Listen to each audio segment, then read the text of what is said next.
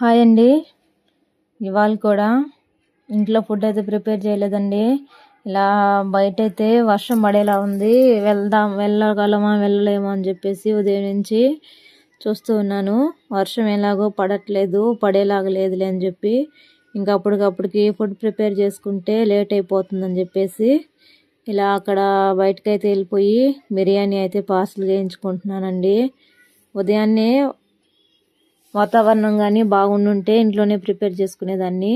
వర్షం వచ్చేలాగా ఉందని చెప్పి ప్రిపేర్ చేయలేదు. ఇంకా ఫుడ్ ఇచ్చే టైం అయిపోతుంది, ఇప్పుడు ప్రిపేర్ చేస్తే ఇంకా వాళ్ళకి ఇవ్వడం చాలా లేట్ అయిపోతుందని ఈసారి కూడా మొన్నట్లాగే ఇవాళ కూడా బిర్యానీ అయితే ఇలాగా తీసేసుకుంటున్నానండి ప్యాకెట్లు.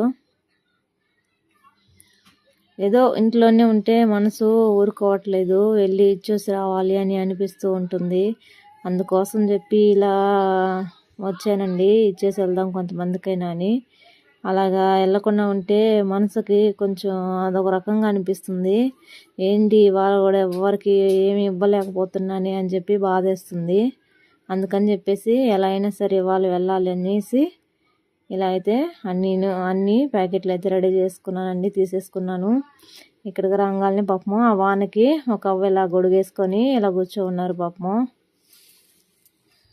ఇంకా అవ్వకి అక్కడ చూడండి ఇలా వర్షం వచ్చి అప్పటికి కొంచెం ఆగింది, అలా గొడుగేసుకొని అలా కూర్చో ఉన్నారు.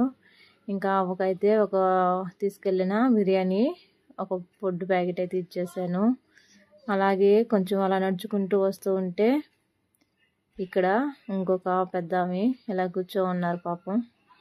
ఆవిడికి కూడా వెళ్ళేసి ఒక ఫుడ్ ప్యాకెట్ అయితే ఇచ్చానండి. చాలా హ్యాపీ అనిపిస్తుంది అలా భోజనం టయానికి వెళ్ళి అలాంటి వాళ్ళకి ఇవ్వడంలో.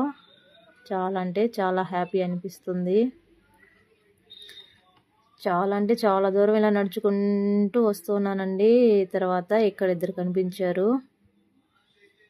ఇంకా తీసుకెళ్ళిన ప్యాకెట్స్ అయితే వాళ్ళకి కూడా ఇచ్చేసానండి.